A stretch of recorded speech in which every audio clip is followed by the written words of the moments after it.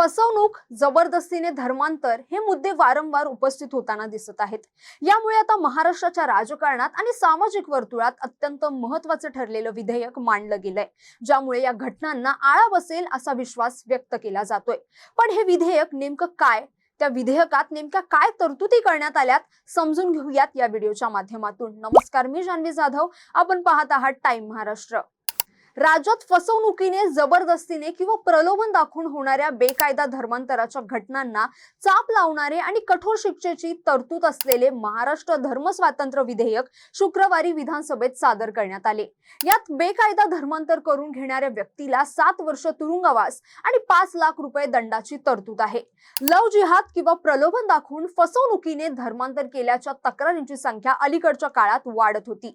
धर्मांतराच्या नियमांसाठी राज्यात विशिष्ट कायदा नव्हता। बेकायदा धर्मांतर रोखण्यासाठी कठोर कायदा करण्याची मागणी हिंदुत्ववादी संघटनांकडून होत होती। या पार्श्वभूमीवर गेल्या आठवड्यातील राज्य मंत्रिमंडळाच्या बैठकीत महाराष्ट्र धर्मस्वातंत्र्य विधेयकाच्या मसुद्याला मंजुरी देण्यात आली होती। त्यानुसार गृह राज्यमंत्री पंकज भोयर यांनी विधानसभेत धर्मस्वातंत्र्याच्या हक्काचे संरक्षण करण्यासाठी आणि एक धर्मातून दुसऱ्या धर्मात बेकायदा धर्मांतर करण्यास प्रतिबंध करणारे विधेयक विधानसभेत सादर केले गेले। विधेयकात नेमकं काय म्हटलंय समजून घेऊयात।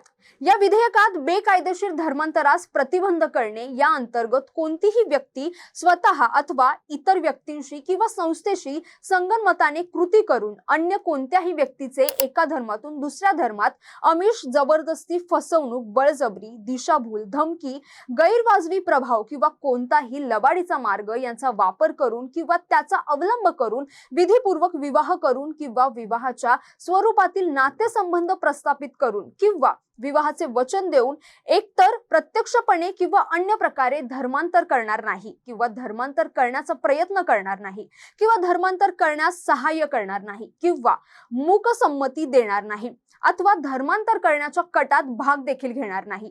याचे उल्लंघन करून केलेले कोणतेही धर्मांतर या अधिनियमान्वये शिक्षापात्र अपराध असेल। तसंच उल्लंघन करून केलेले कोणतेही धर्मांतर शून्यवत आणि निरर्थक असेल।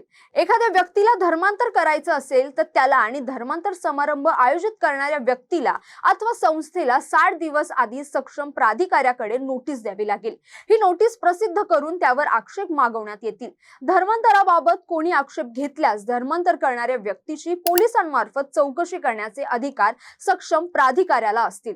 धर्मांतर करण्यास धर्मांतर केल्यानंतर 21 दिवसात धर्मांतराचा सर्व तपशील प्राधिकृत अधिकाऱ्याकडे सादर करून घोषणापत्र द्यावे लागेल। तसे न केल्यास धर्मांतर रद्द करण्याचे अधिकारही त्याच्याकडे असतील। या विधेयकात कठोर शिक्षेची तरतूद प्रस्तावित करण्यात आली आहे। एखाद्या व्यक्तीने स्वतः अथवा अन्य लोकांसोबत किंवा संस्थेशी संगनमत करून बेकायदा धर्मांतर घडवून आणल्यास तसेच अज्ञान, मनोविकल व्यक्ती, महिला अथवा अनुसूचित जाती जमातीच्या व्यक्तींचे धर्मांतर केल्याचे सिद्ध झाल्यास अशा गुन्ह्यात 7 वर्षांचा कारावास आणि 5 लाख रुपये दंडाची तरतूद आहे।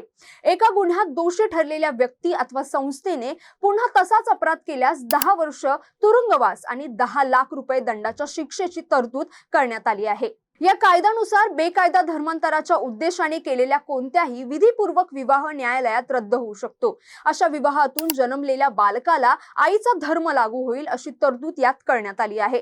तर एकूणच विधेयकातील महत्त्वाच्या तरतुदी आपण समजून घेऊयात।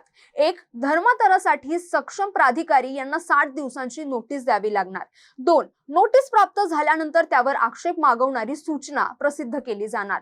3. आक्षेप प्राप्त झाल्यास धर्मांतराचा इरादा, प्रयोजन याची पोलिसांमार्फत चौकशी होणार। 4. धर्मांतराच्या तारखेपासून 21 दिवसात विहित नमुन्यात घोषणापत्र सादर करावे लागणार।